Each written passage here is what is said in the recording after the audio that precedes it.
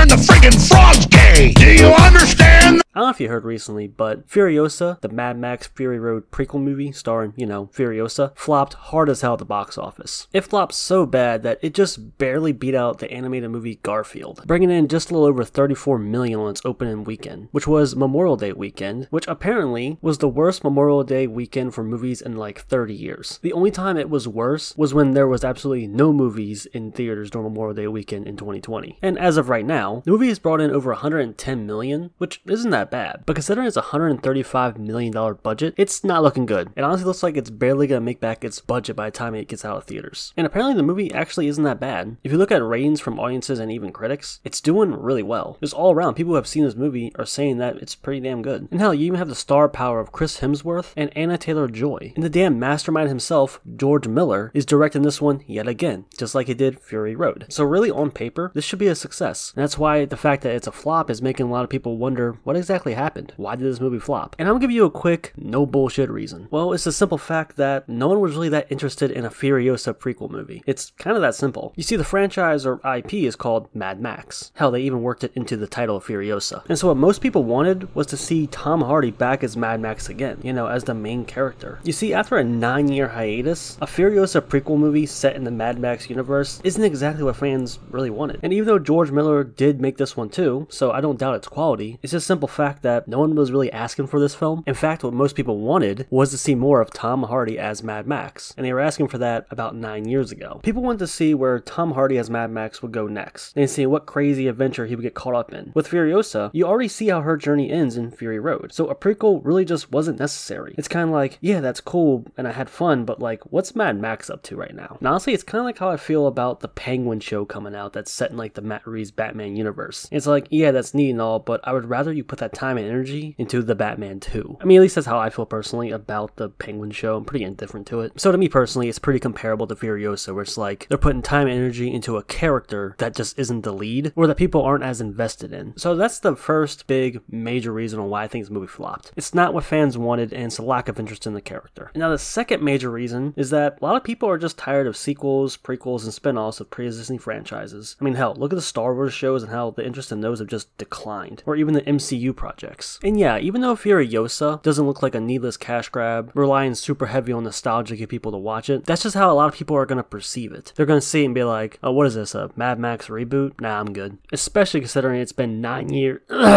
Fuck.